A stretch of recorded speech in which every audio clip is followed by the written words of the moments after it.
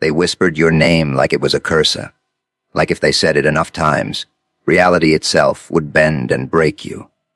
They sat in rooms full of doubt, stitching together fear like some cheap magic trick, convinced you'd fold, convinced you'd disappear quietly. But something went wrong. Because while they were busy casting shadows, you were learning how to walk in the dark without fear. While they were hoping for your silence, you were sharpening your voice into something dangerous, something unforgettable.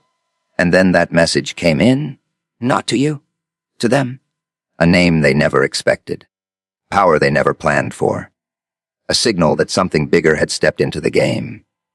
Suddenly their confidence cracked, their laughs got quieter, their certainty turned into questions.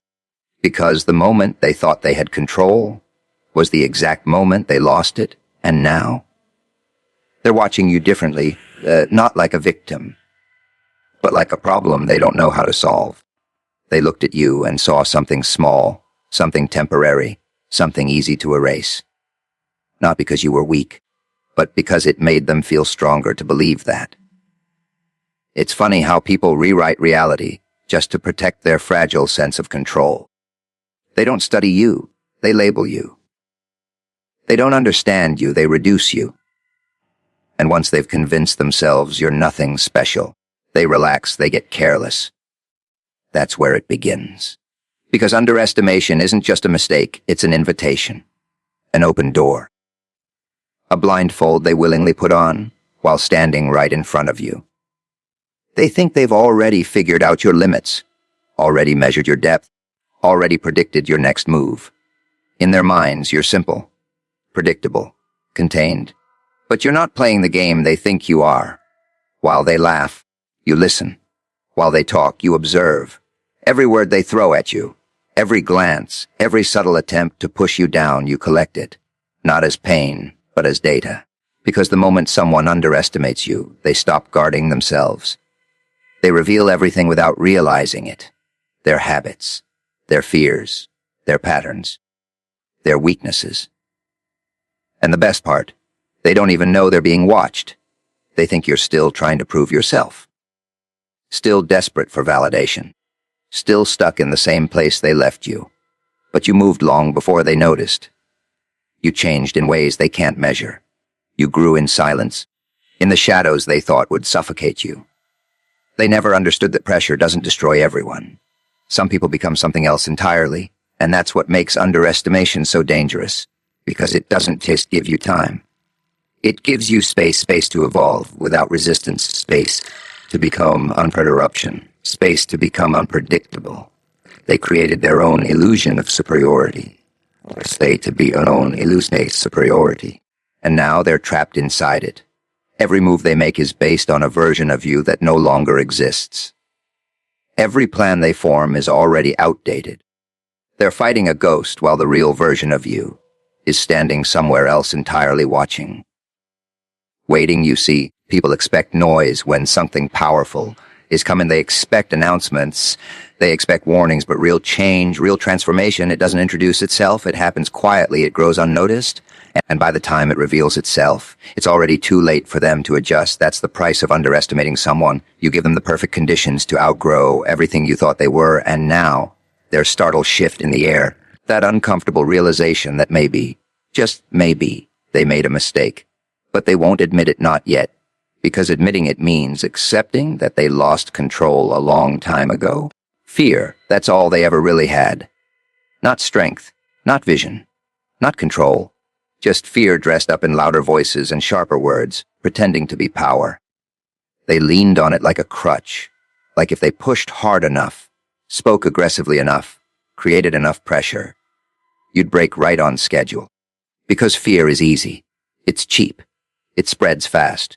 You don't need intelligence to use it, just insecurity, and a need to dominate something, anything, to feel less small inside.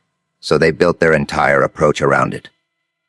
Every look they gave you, every word they chose, every move they made, it was all designed to make you doubt yourself, to make you hesitate, to make you shrink, to make you question whether you even belong in the space you were standing in. And for a moment, maybe it worked.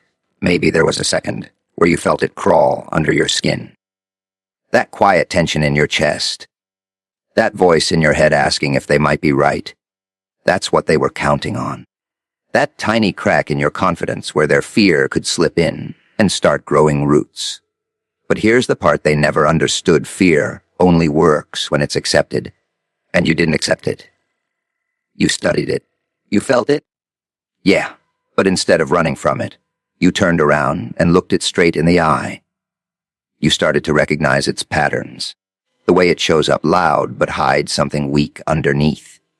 The way it tries to rush you, confuse you, overwhelm you, because it knows it can't survive in clarity. So while they kept using fear like a weapon, you turned it into a map. Every attempt they made to intimidate you became a clue. Every moment they tried to shake you revealed how unstable they actually were. Because people who rely on fear aren't in control, they're desperate. They need reactions. They need you to respond, to flinch, to give them something that confirms their illusion is working. And when you didn't, when you stayed still, when you stayed silent, when you refused to play your assigned role, that's when things started to shift. Because fear without reaction dies, it loses its energy. It collapses under its own weight. And suddenly, all those tactics they relied on, all those strategies built on intimidation, they stopped making sense. Now they're stuck because they don't know any other way to operate. They don't know how to deal with someone who isn't afraid, not someone reckless, not someone loud, but what? Someone controlled, someone aware, who understands that fear is just noise trying to sound important. And the more they push it, and the more they push it, the more obvious it becomes that it's all. They've got no depth, no substance, just pressure without purpose. And now that pressure is turning back on them. Because when fear stops working on you, it starts working on the one who created it. Silence, that's where you disappeared. Not in defeat, not in retreat, but in something far more unsettling. You didn't argue. You didn't defend yourself. You didn't rush to prove anything. And that confused them more than anything else ever could, because they were expecting noise. They were expecting reactions. They were expecting you to fight on their terms, but instead you went quiet, and silence makes people uncomfortable. It leaves space for imagination, and imagination can be cruel when there's no control over it. They started filling in the gaps themselves, creating stories about you, convincing themselves you were stuck, lost, maybe even broken. That's what they wanted to believe, because the alternative was something they weren't ready to face. That maybe you were changing, while they stayed the same. See, silence isn't empty. It's full of movement no one else can see. While they kept talking, kept projecting, kept trying to define you. You stepped back and started observing everything with a different kind of clarity. You watched how they operated when they thought no one important was paying attention. You noticed the patterns in their behavior, the repetition in their tactics, the cracks in their confidence. You learned without announcing it. You adapted without asking permission.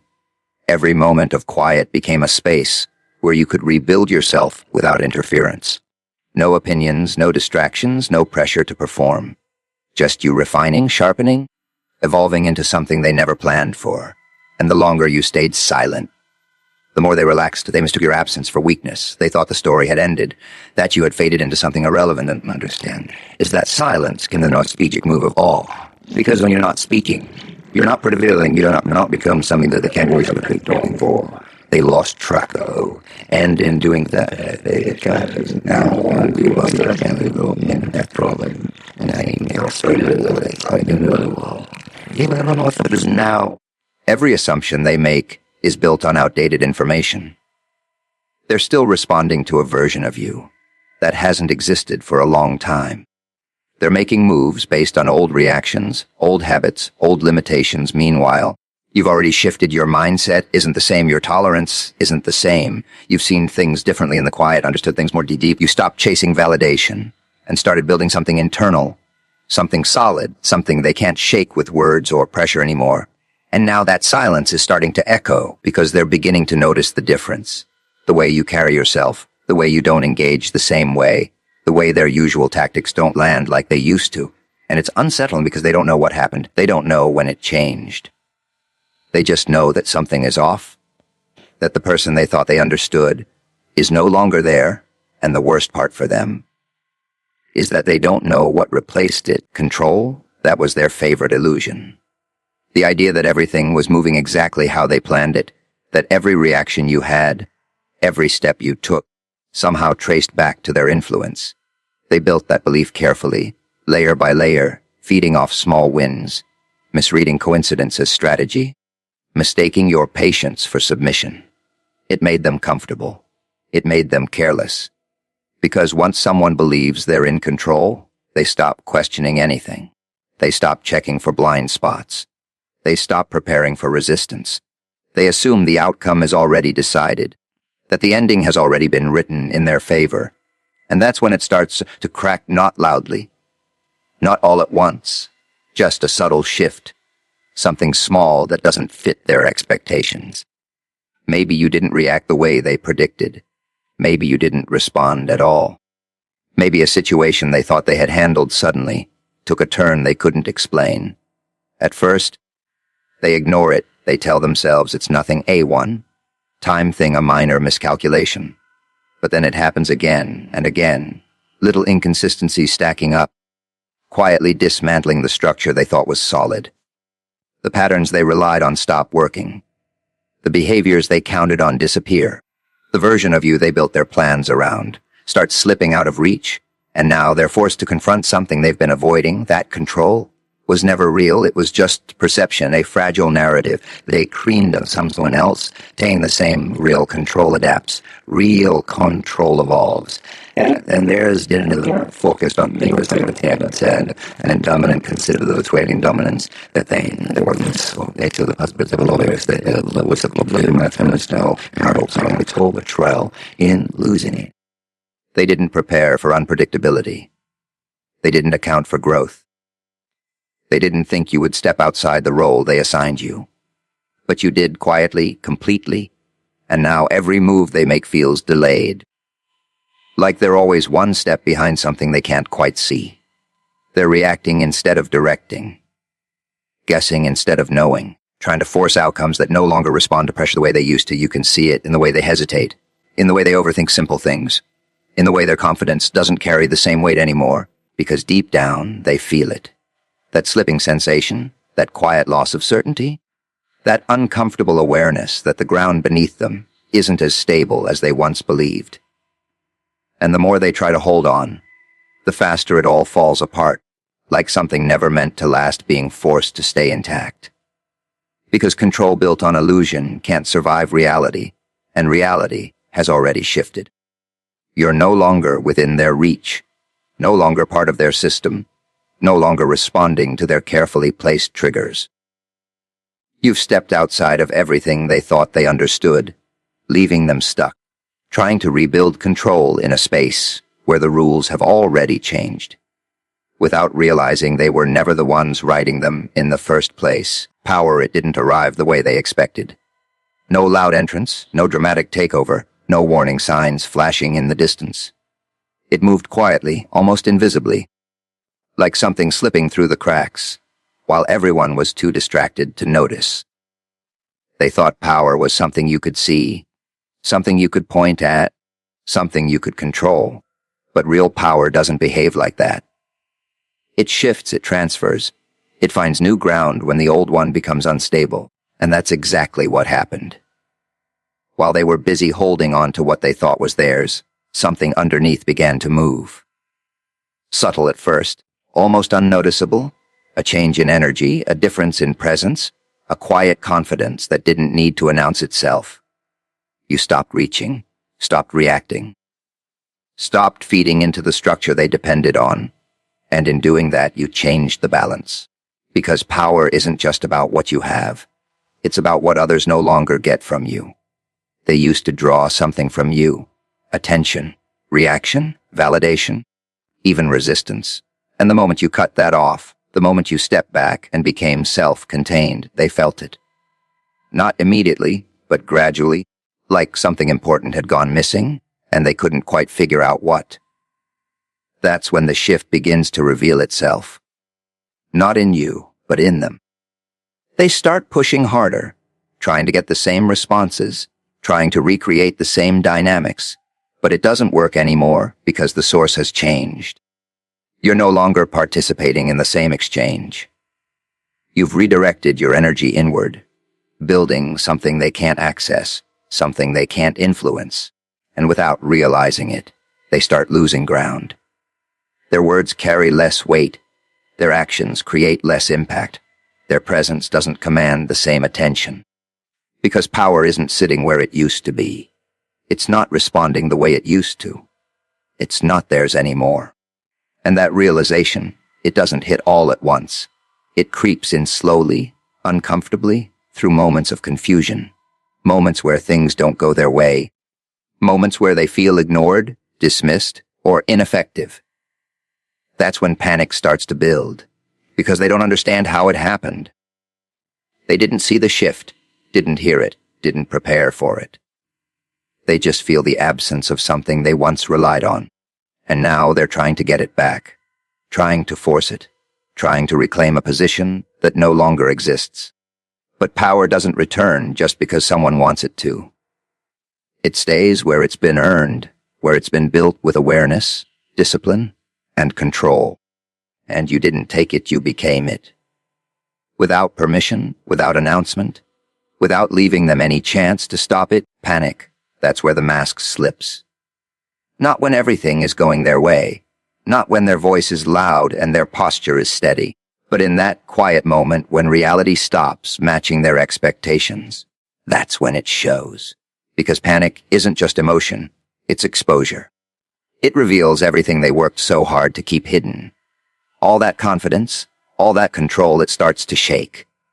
You can hear it in their tone, see it in their reactions, the way they rush decisions, the way they overcompensate, the way they start doing too much, too fast, without the precision they once pretended to have. Because panic doesn't think, it reacts, and reaction is messy, uncalculated, full of mistakes. That's when their weaknesses come out, not by choice, but because they can't hide them anymore. Every flaw surfaces, the impatience, the insecurity, the dependence on outcomes they can no longer control. And now they're feeling what they once tried to make you feel. Uncertainty, doubt, loss of control. Except this time, there's no one to project it onto. It stays with them, and it grows. Because panic feeds on confusion, and confusion is exactly where they are. They don't understand why nothing works anymore, why their words don't land, why their presence doesn't carry weight. And the harder they push, the more obvious it becomes that it was never real strength, just pressure without foundation. Now everything they built starts unraveling, right in front of them, and no matter how hard they try to hold it together, panic has already taken over. At some point, the shift becomes undeniable. Not loud, not dramatic, not announced, just a quiet realization that settles in. They feel it before they understand it. Something about you isn't the same. You're not reacting, not engaging, not available in the ways they once relied on. And that's when everything flips. Because once someone stops being predictable, they stop being controllable. And once they stop being controllable, they become a problem. Not something that can be managed, pressured, or manipulated, but something undefined, something uncertain. And uncertainty unsettles people. Now they watch you differently. Not casually, but carefully, trying to understand what changed, where they lost control. Because now every move you make carries weight, even your silence. There's intention in it, control in it, a presence that doesn't need to prove itself. And that's what disturbs them. You don't fit into their categories anymore. Don't respond to their patterns. Don't give them anything familiar to hold on to. And without that familiarity, they lose confidence. They hesitate. They second guess. Because they don't know what you might do. Not because you're loud or aggressive, but because you're steady, aware, unshaken. And now you're not part of their environment anymore. You're affecting it. Changing it. Forcing them to adjust. And the more they try to understand you, the more it slips away. because you're not operating on their level anymore. You've become something they didn't prepare for, something they can't define, and that's what makes it dangerous. Because the moment someone becomes a problem they can't solve, they stop being something they can control.